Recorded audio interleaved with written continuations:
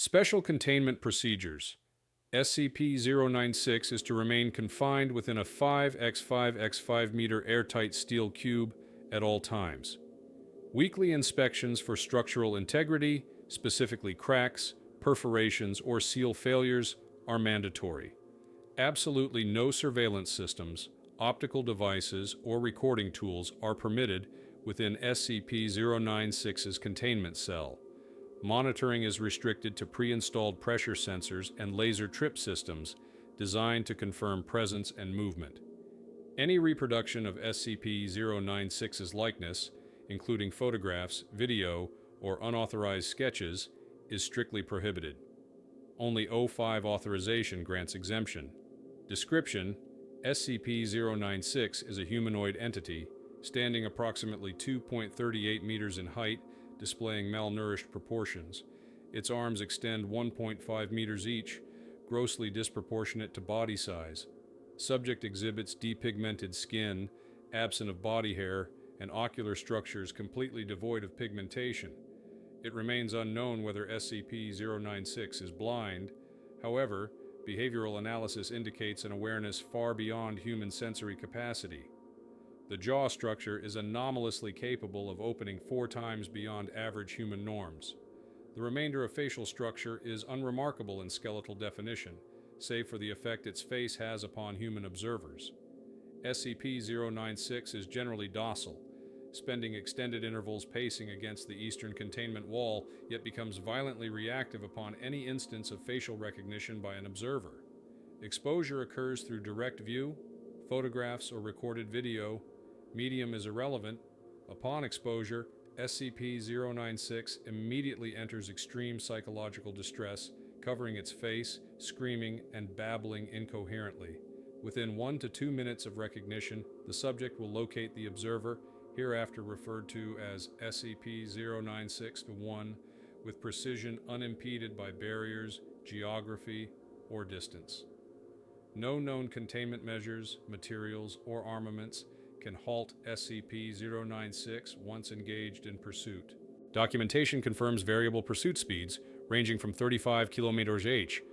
SCP-096's trajectory appears fixed and inexorable. Upon reaching SCP-096-1, termination is inevitable. Post-interaction remains of SCP-096-1 are consistently absent.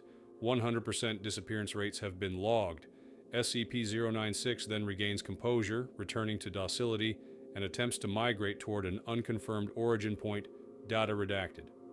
Given the exponential threat of mass cascade recognition events and civilian exposure, retrieval and containment of SCP-096 is classified Alpha Priority. Termination petition has been escalated to O5 review. The discovery of SCP-096 has been reconstructed only through fragmented field reports, redacted logs, and testimony from surviving personnel. The entity's earliest known emergence occurred in a remote mountain range, location redacted, during a civilian climbing expedition.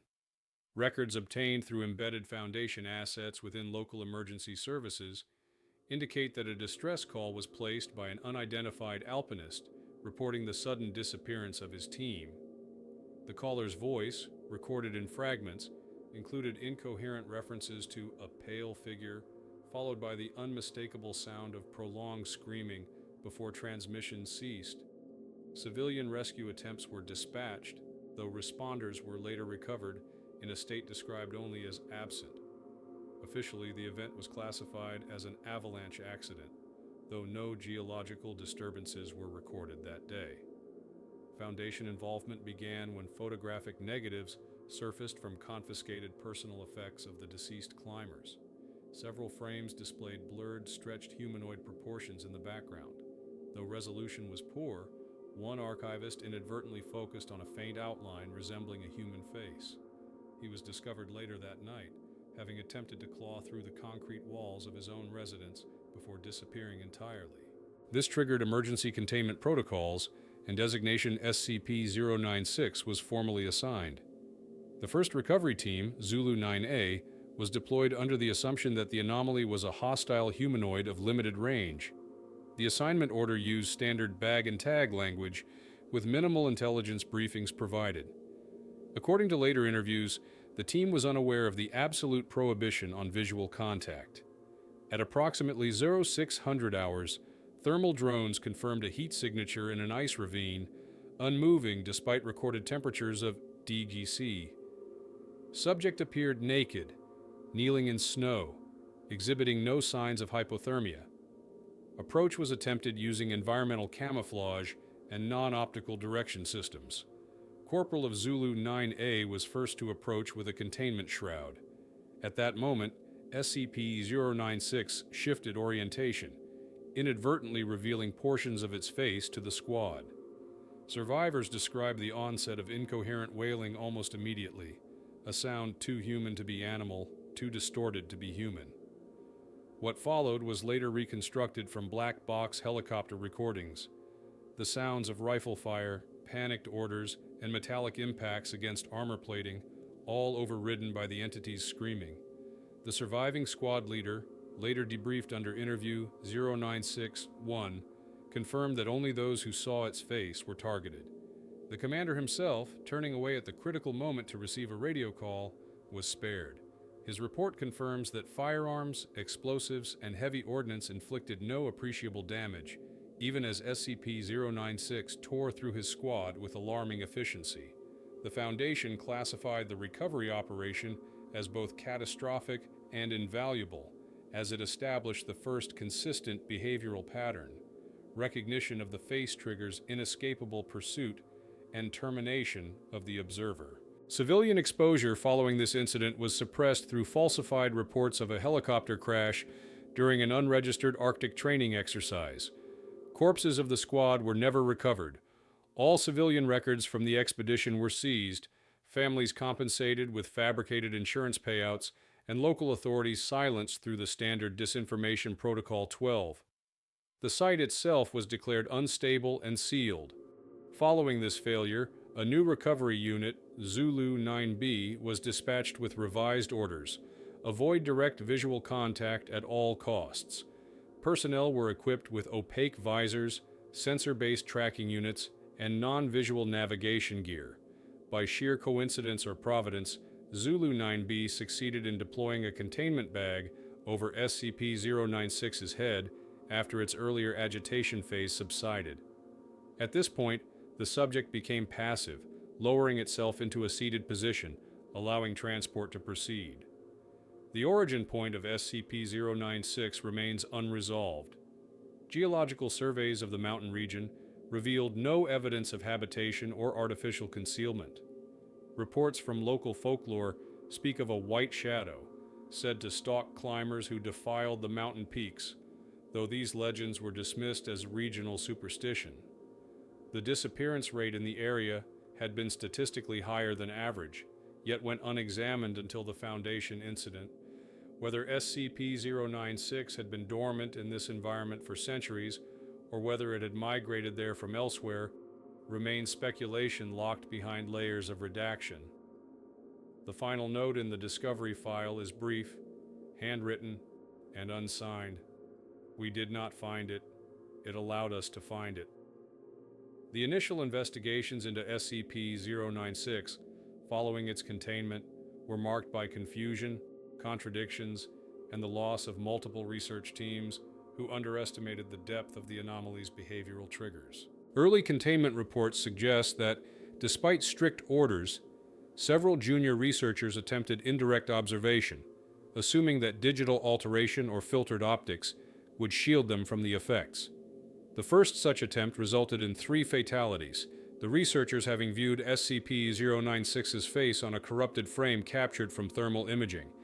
Though the face was obscured by distortion, recognition was somehow achieved, and the subsequent termination occurred within minutes. Foundation Command responded with a total lockdown of visual material. Any stills, recordings, or sketches were ordered destroyed.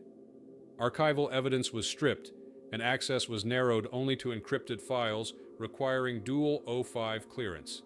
Even so, within days of containment, SCP-096's influence had already created fractures in the Foundation's internal structure. Scientists demanded further study to understand the anomalous mechanism, while security staff insisted on minimizing any interaction at all. The first formal investigation team was assembled under the leadership of Dr. Ease, with the mandate to establish the precise limits of SCP-096's perception. Containment cell modifications included the installation of audio sensors and seismic trackers. Visual equipment was forbidden, yet one assistant suggested the use of abstract renderings. This led to the experiment now referred to in classified records as Document 096-1. When shown a hand-drawn caricature, SCP-096 remained inert, suggesting that the effect was dependent on accuracy of depiction rather than intent of representation. The test was hailed as a breakthrough, though its success fostered dangerous overconfidence. Several personnel, convinced that partial exposure could yield valuable insights, attempted to analyze blurred frames or pixelated reproductions. Each effort ended in identical catastrophe. Within 1 to 2 minutes, the entity entered its agitated state, locating the exposed subject regardless of barriers. It became apparent that SCP-096 does not require optical clarity to trigger recognition. It requires only a sufficient fragment for the human brain to assemble the gestalt of a face. The process by which this recognition translates into a fatal connection remains unknown. In one recorded case, an agent inadvertently glimpsed SCP-096's reflection on a steel tool during routine cell maintenance. The agent immediately froze, eyes wide, before attempting to gouge his own vision in desperation. Even as medics restrained him, seismic sensors indicated SCP-096 entering its distressed state. Security protocols activated, but the result was inevitable. The agent vanished before restraints could be secured, his final vocalizations indistinguishable from panic-stricken prayers. SCP-096 calmed within 20 minutes, returned to pacing, and behaved as though nothing had occurred. The second investigative phase focused on environmental resilience.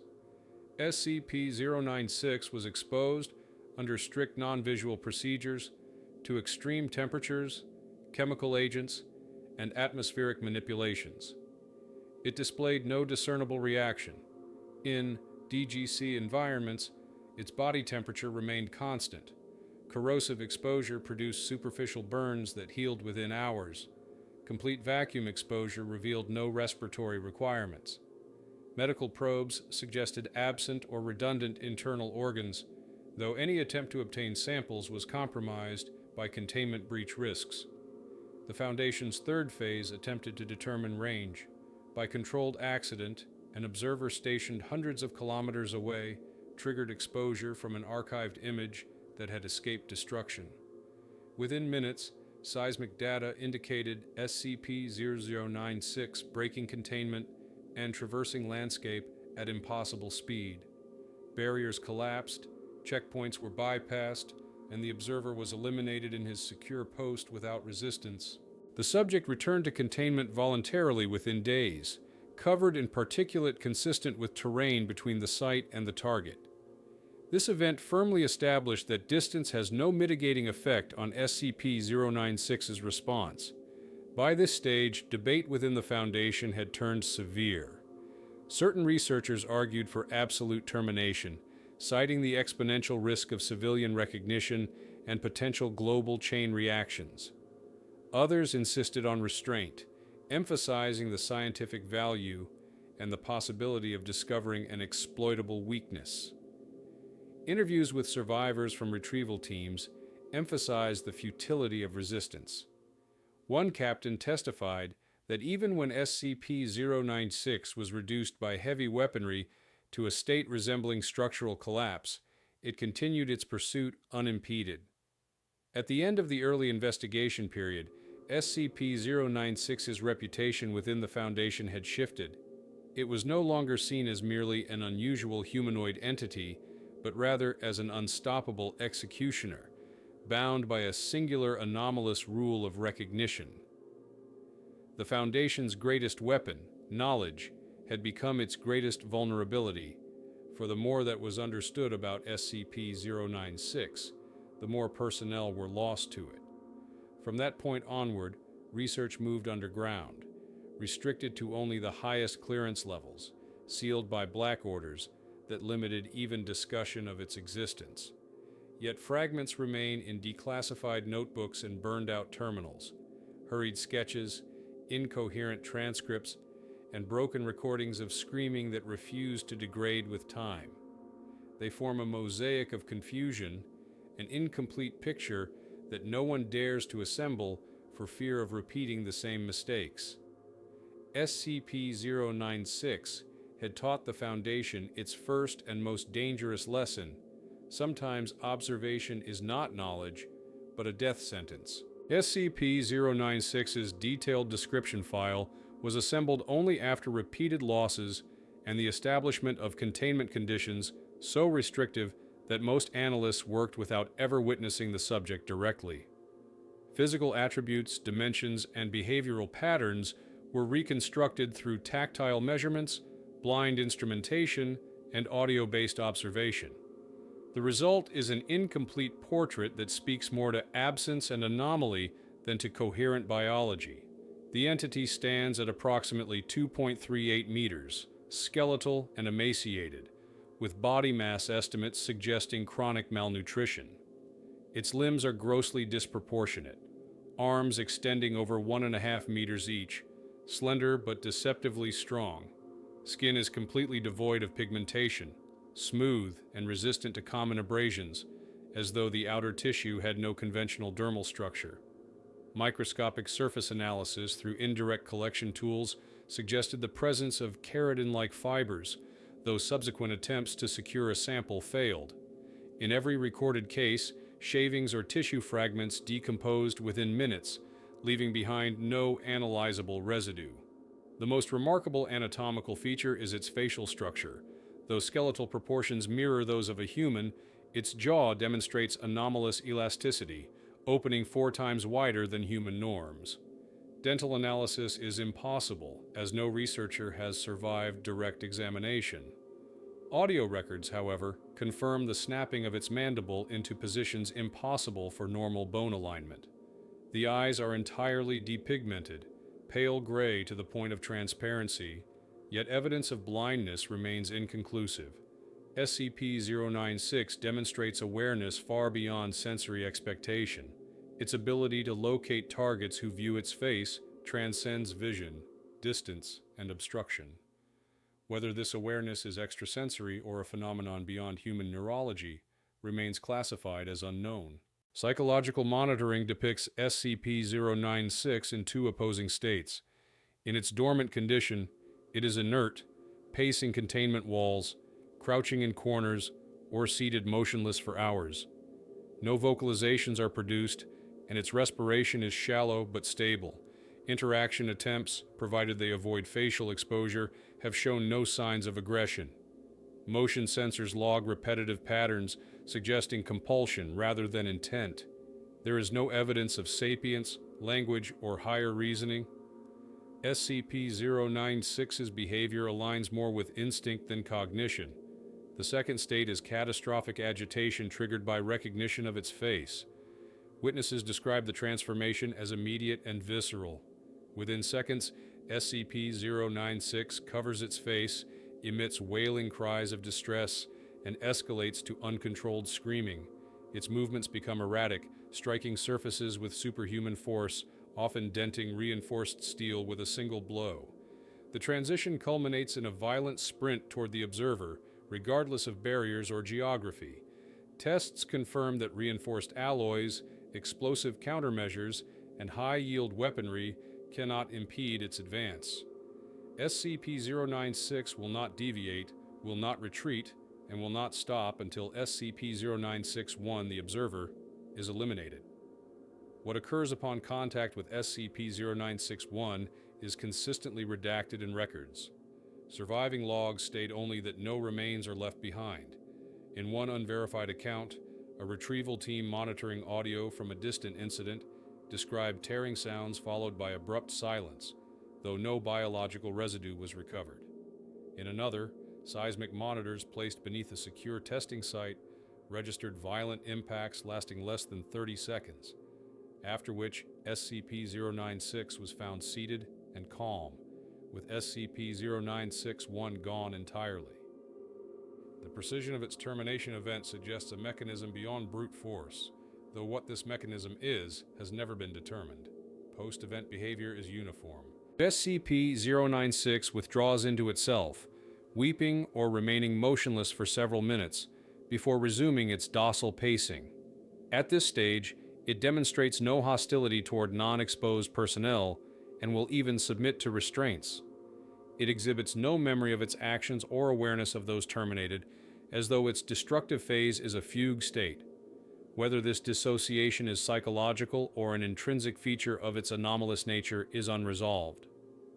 Attempts to catalog environmental impact of SCP-096's movements confirm that it is immune to fatigue, pressure, and friction.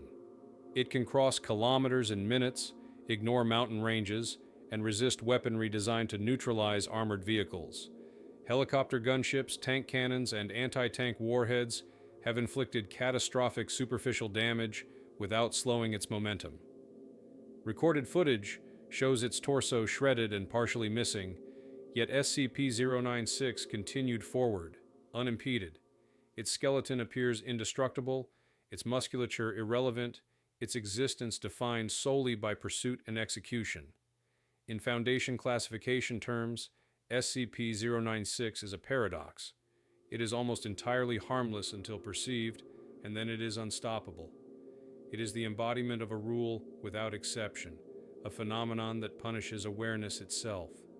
That rule has reshaped all protocols around its containment.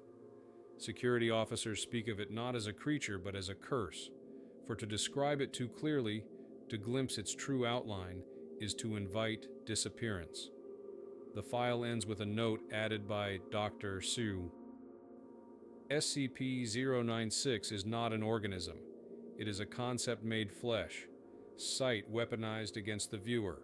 We are not studying it. It is studying us. The first structured psychological evaluations of SCP-096's influence on humans revealed consequences so severe that many files were sealed under Level 5 clearance. The effects are not limited to physical termination. They extend into the moments leading up to contact, in which victims display extreme and uniform psychological collapse.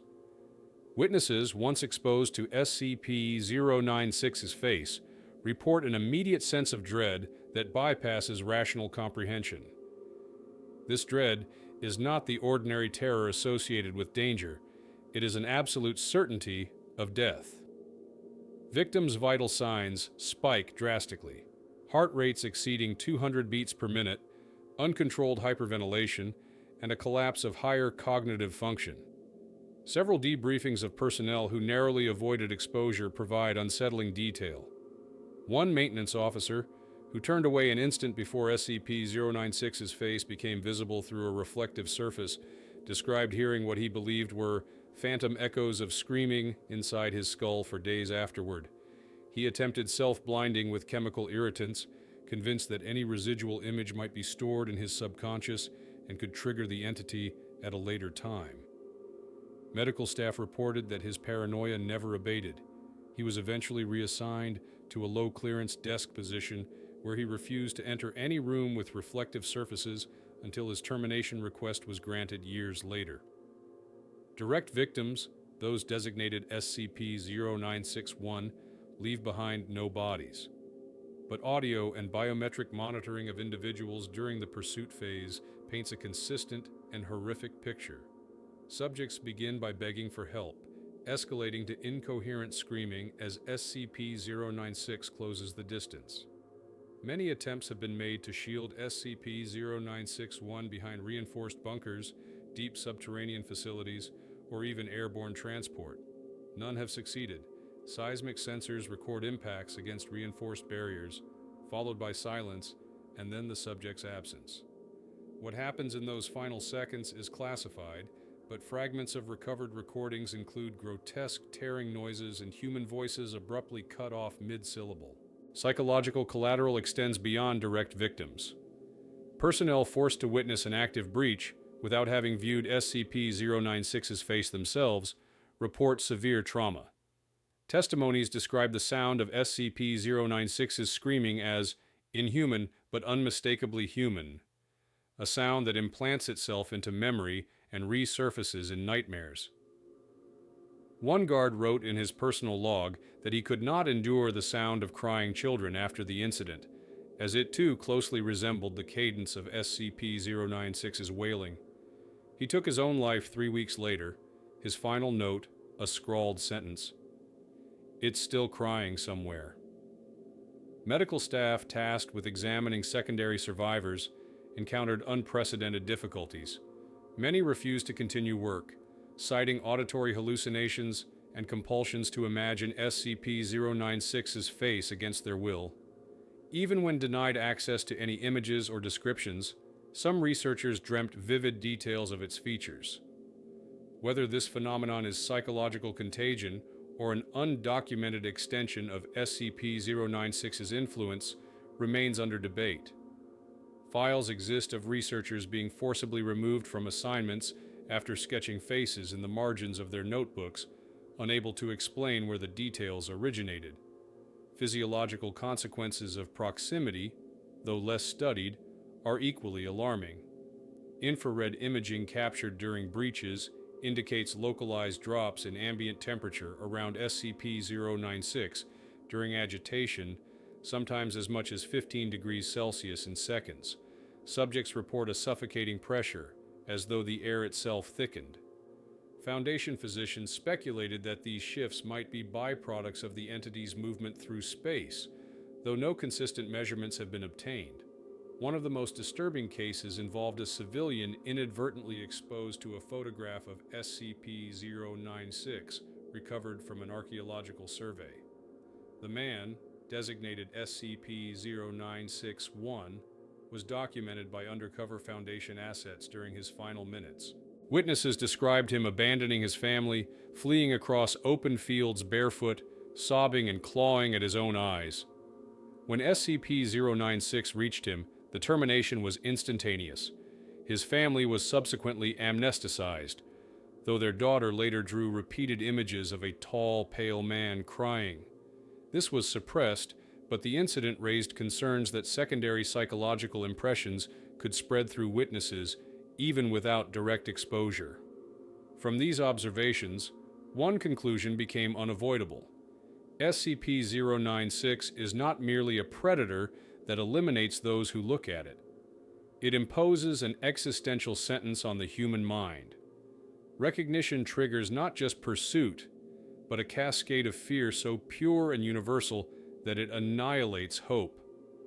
Victims experience their own erasure long before the entity arrives, as though their bodies have already accepted death. The Foundation has repeatedly debated whether this qualifies as a memetic hazard.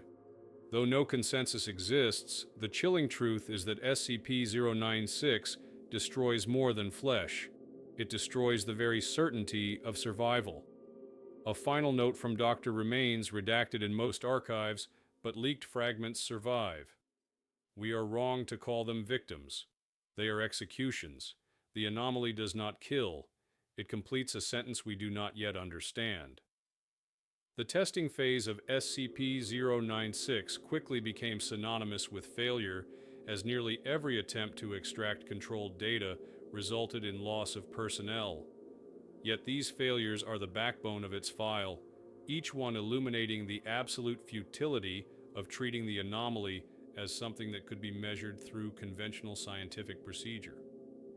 The earliest experiment, designated Trial 096A, involved projecting a heavily blurred image of SCP-096's face to a D-class subject under strict isolation. Researchers believed that obscuring details would render the anomaly inert. 17 seconds after the subject acknowledged recognition, seismic sensors recorded SCP-096 entering its agitated state. Despite the subject being housed in a sealed chamber 2 kilometers away, SCP-096 breached multiple barriers in under 3 minutes. The chamber was left empty, with no biological material recovered. The test established that even fragmented or distorted depictions could trigger recognition so long as the human brain could reconstruct a face. Subsequent experiments tested whether mechanical or non-human observation could bypass the effect. Artificial intelligence programs, were trained to analyze visual recordings of SCP-096's face. 3 independent systems processed the data without incident, confirming that the effect only activates when a human consciousness is involved. However, within a week, technicians maintaining the servers began reporting dreams featuring a pale face pressed against glass. One technician disappeared under unexplained circumstances. Whether SCP-096's influence can propagate indirectly through human interaction with data processing systems remains unresolved, but further tests involving automated observation were abandoned. Another line of inquiry pursued chemical suppression.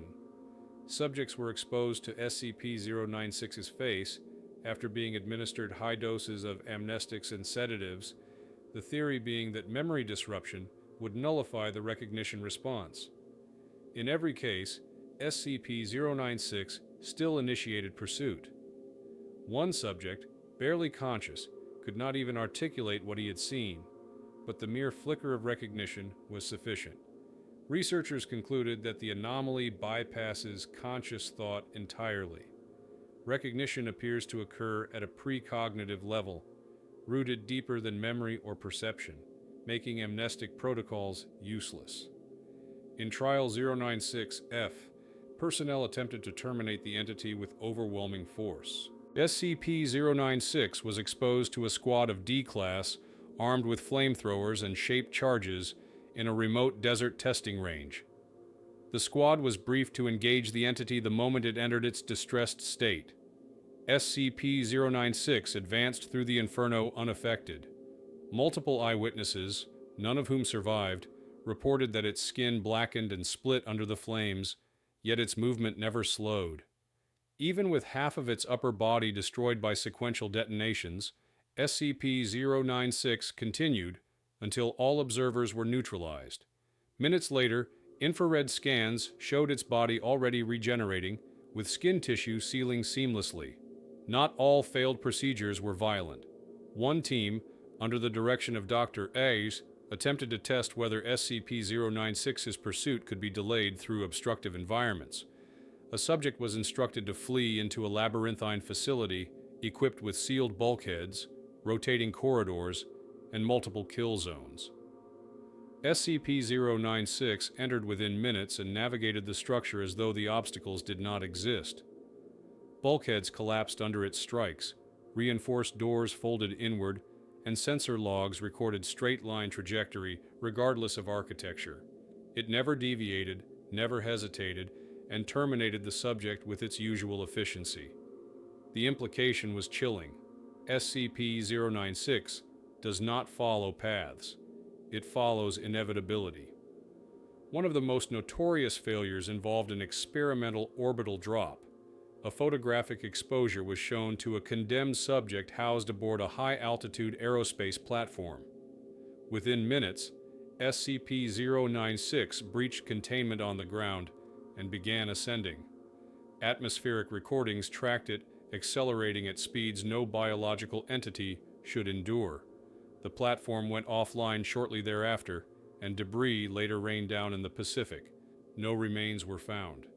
The experiment was classified as an unacceptable escalation, and O5 Command ordered all further high-atmosphere or off-world tests suspended indefinitely.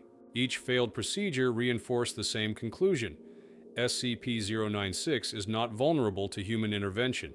It cannot be blocked, cannot be delayed, cannot be bargained with. Every test designed to neutralize it instead underscored its singular rule. If the face is seen, termination is inevitable. This knowledge fractured the research staff into 2 camps: those who demanded all testing cease, and those who argued that the anomaly must still possess a flaw, some as yet unseen mechanism that could be turned against it. But the test logs tell a clearer story. Page after page of redacted incident reports show nothing but identical outcomes: a D-Class designated observer, a time delay of 1 to 2 minutes, distress, pursuit, silence. The line items differ only in the number of personnel lost. It is as if SCP-096 mocks the very act of experimentation, each failure repeating the same grim pattern: eroding the confidence of the Foundation itself. In the margin of one destroyed notebook, a final handwritten note was recovered. "We are not testing it. It is testing us, and we fail every time." Recovered documentation on SCP-096 is fragmented, inconsistent, and heavily redacted, as though the Foundation itself feared the circulation of its likeness even in textual form. What survives comes in the form of damaged transcripts, intercepted communications, and suppressed diary fragments pieced together to create a partial mosaic of its presence. One of the earliest surviving documents is a transcript from a field recorder during retrieval incident SCP-096-1A. The log begins with static, then the sound of rotor blades. A soldier's voice cuts in. "2 clicks north. We've got eyes. Wait. Shit. Don't look. Don't." The rest of the recording collapses into screaming gunfire and metallic impacts. What's unsettling is not the violence itself, but the sudden shift in tone. The soldiers stop calling out orders and instead begin screaming the word sorry over and over, as if apologizing to something unseen. The tape ends with silence, followed by the faint sound of sobbing that continues for 7 full minutes after all personnel were confirmed KIA. Another recovered file is a letter never intended for Foundation archives. It was found in the personal locker of a containment specialist who later requested reassignment. The letter is addressed to no one, written in shaky handwriting. It doesn't know what it is doing. When it covers its face and cries, it is not rage. It is mourning. I don't think it wants to kill. I think it is forced to, the way a blade is forced to cut when swung. Every time it sits down afterward, I swear it looks like shame. The author disappeared shortly after submitting the reassignment request, their badge later discovered in an incinerator chute. Perhaps the most disturbing record is an audio fragment extracted from a corrupted hard drive. Designated 096-AU-17, the clip contains the voice of an unidentified researcher speaking hurriedly. "Image suppression protocol has failed. Repeat, failed. 3 civilian channels picked it up before we caught the transmission. Shut it down, shut it all down. Don't let them print the morning edition." The recording ends abruptly. When cross-referenced against civilian newspapers from that date, 3 regional print houses reported unexplained fires that destroyed entire archives overnight. None of these events were ever linked publicly. Among the addenda lies a psychological report filed by a doctor following an observation session. Though no visual data was used, SCP-096 screaming was recorded and played back at low volume for analysis. Subjects exposed to the audio alone reported intense feelings of guilt and despair, as if they had committed an unforgivable act. One subject wept uncontrollably, insisting they had killed someone, despite having no memory of the event. The audio test was terminated, the files sealed, and future use of SCP-096's vocalizations banned under Foundation ethics protocols. Another peculiar artifact exists in the form of a diary fragment recovered from a civilian climber's backpack. The same expedition believed to have first encountered SCP-096. The entry is smeared, water-damaged, and incomplete, but several lines remain legible. "White shadow in the rocks. Too tall, too thin. We laughed at first. Then it turned its head. Can't describe it. Can't..."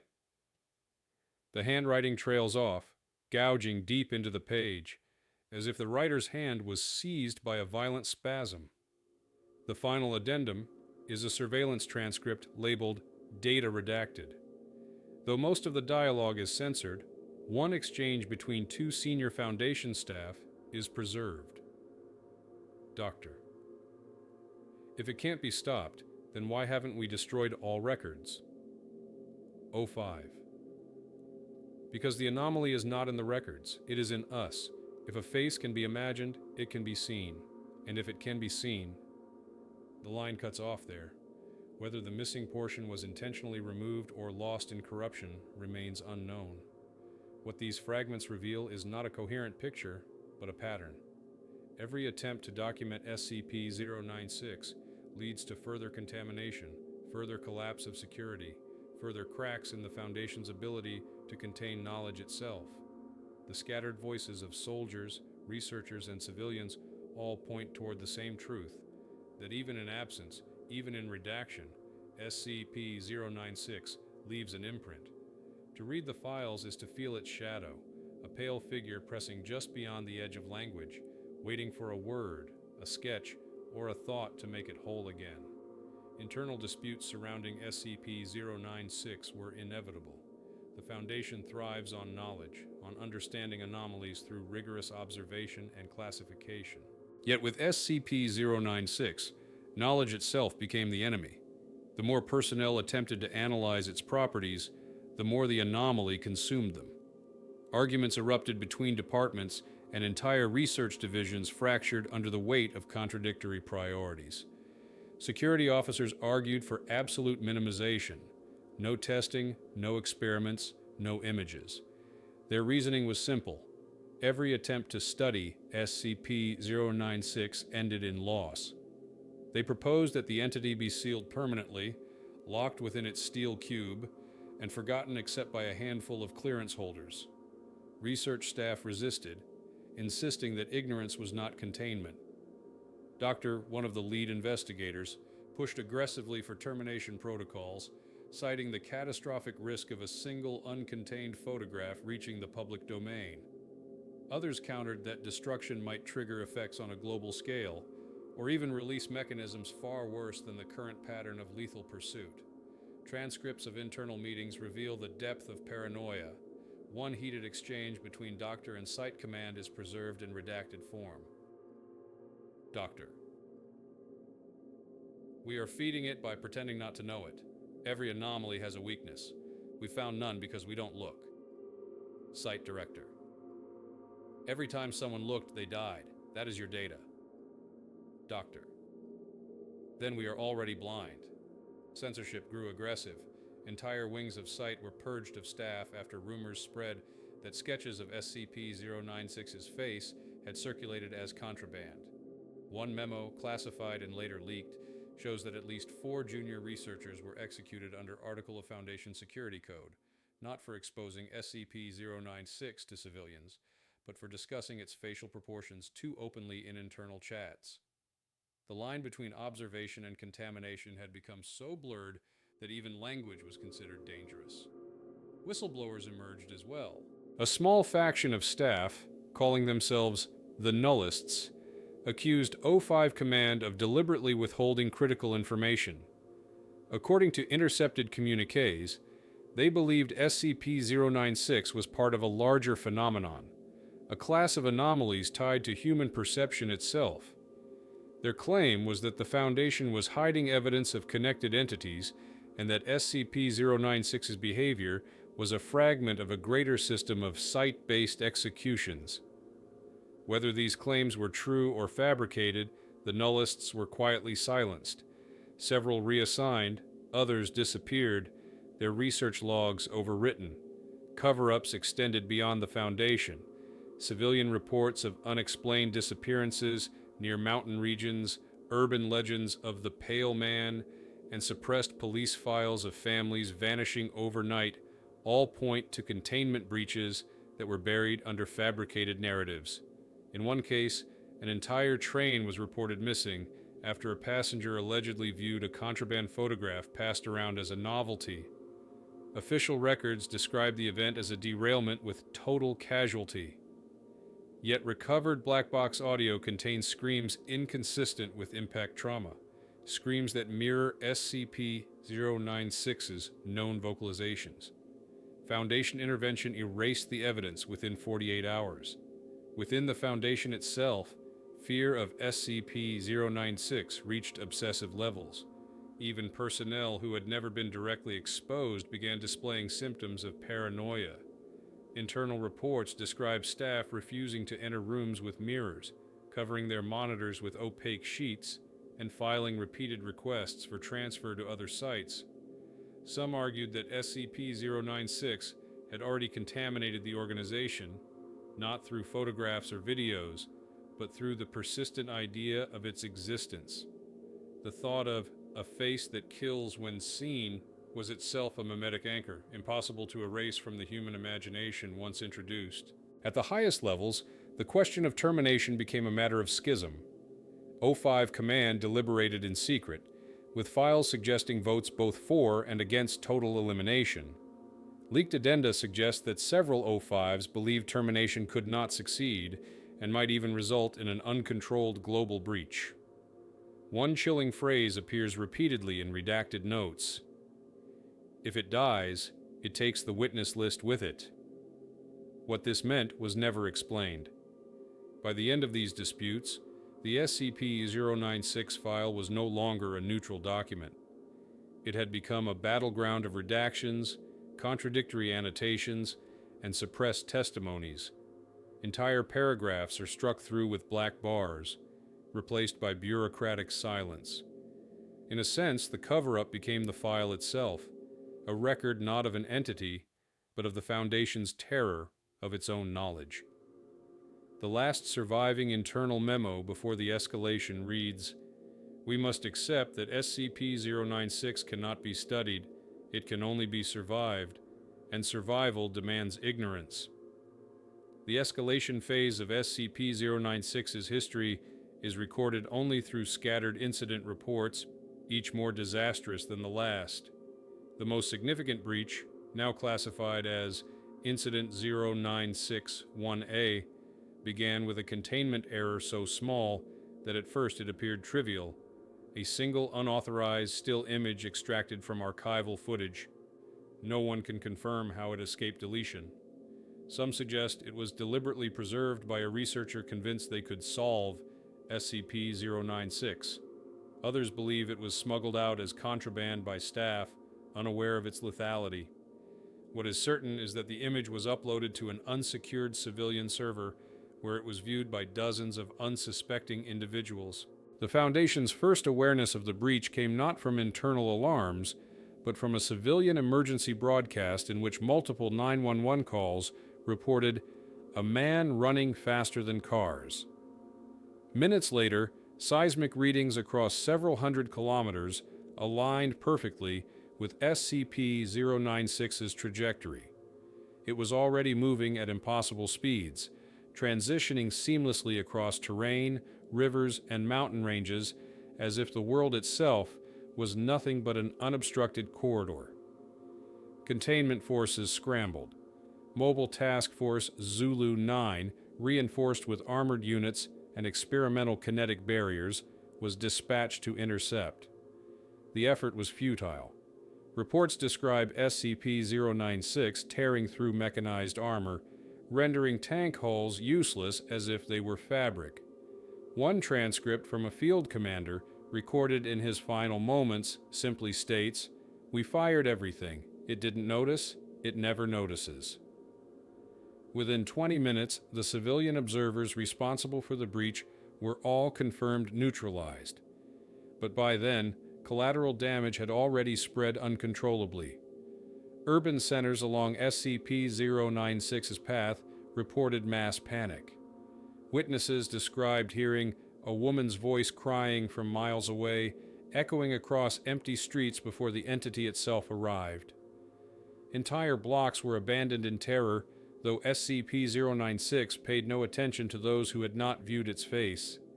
Its precision was absolute. It sought only those marked by recognition. Yet in its wake, cities resembled war zones, collapsed infrastructure, shredded barriers, entire neighborhoods evacuated under false pretenses of chemical leaks or terrorist activity. The most chilling element of Incident 096-1A was its demonstration of global reach. One observer, located in a high-security Foundation site on another continent, triggered exposure through a leaked print copy of the still image. Despite oceans and thousands of kilometers of distance, SCP-096 located and terminated him within hours. Air traffic logs show the entity moving across open water at sustained speeds exceeding kilometers per hour, unaffected by fatigue or physical laws. For the first time, the Foundation confronted the reality that a single breach could cascade across borders, wiping out entire populations if a chain reaction of recognition occurred. Psychological fallout among personnel was devastating. Survivors of the incident described the horror not of the killings themselves, but of the silence afterward. In every case, once SCP-096 had completed its task, it sat motionless, head in hands, weeping softly. One survivor noted, "It doesn't rage, it grieves. Every time it kills, it grieves." Whether this indicates sentience, remorse, or merely a mechanical pattern is unknown, but the sight of an unstoppable executioner mourning its victims shattered the morale of entire task forces. Incident 09601A also revealed a darker truth.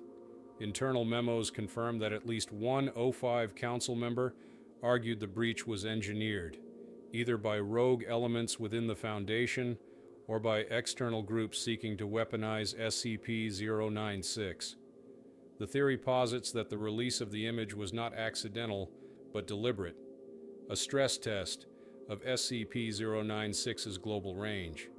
While officially dismissed, the absence of disciplinary action against key personnel fuels speculation that elements within the Foundation allowed the event to unfold for data collection. The final phase of the incident ended only when SCP-096, having eliminated all exposed observers, returned voluntarily to its containment site. The entity walked back into its steel cube, curled into a crouched position, and resumed its pacing by the eastern wall. It required no coercion, no escort. It had completed its task, as it always does, leaving nothing behind but absence. After Incident 096-1A, the Foundation declared all research on SCP-096 suspended indefinitely. Termination orders were drafted and redrafted, debated endlessly, but never enacted. Instead, the entity was reclassified as an extinction-level threat under hypothetical cascade conditions. A single image released globally could trigger billions of deaths within days. This possibility hangs over the Foundation like a guillotine, and every scrap of information related to SCP-096 is now hidden behind layers of censorship thicker than its steel cube.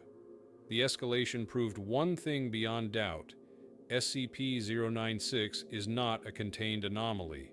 It is a sword suspended above humanity, its fall guaranteed the moment anyone dares to look. Following Incident 096-1A, the Foundation's leadership convened in closed sessions to decide the ultimate fate of SCP-096. The debate stretched on for weeks, with reports of shouting matches behind sealed doors, multiple resignations, and at least 2 recorded psychological breakdowns among council aides. Termination orders, though repeatedly proposed, were never enacted. Each attempt was blocked not by lack of will, but by the haunting possibility that SCP-096's destruction might unleash consequences beyond comprehension. The phrase that appeared again and again in redacted notes was simple but terrifying. If it dies, it takes the witness list with it. In the end, resolution was bureaucratic rather than decisive.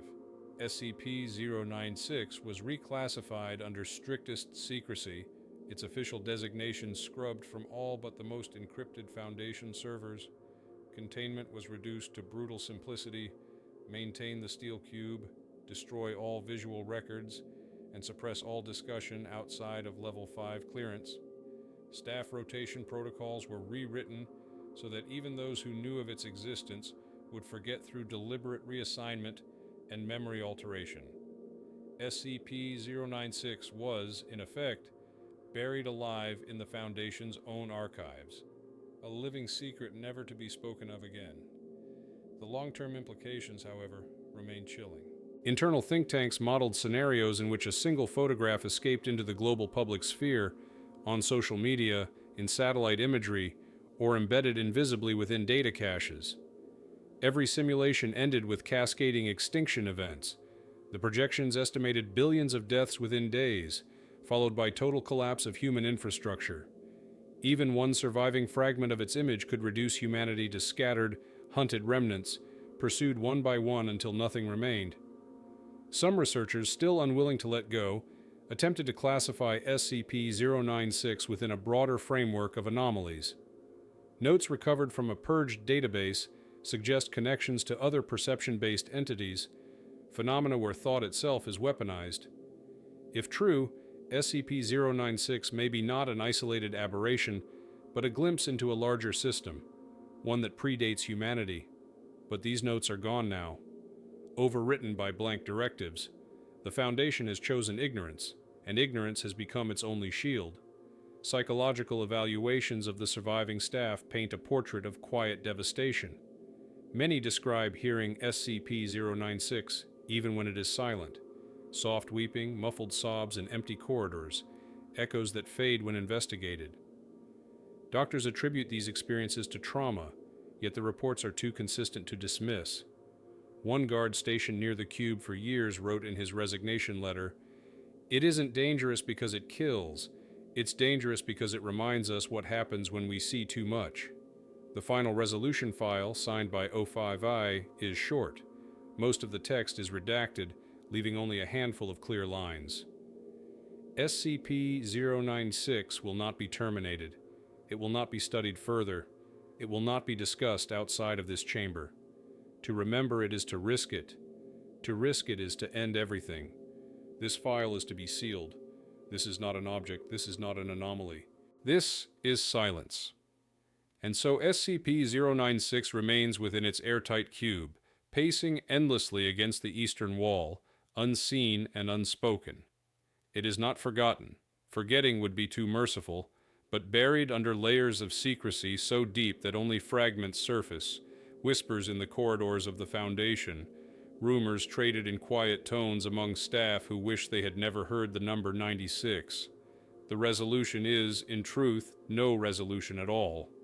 The entity persists, as it always has, docile until it is not, harmless until recognition is made.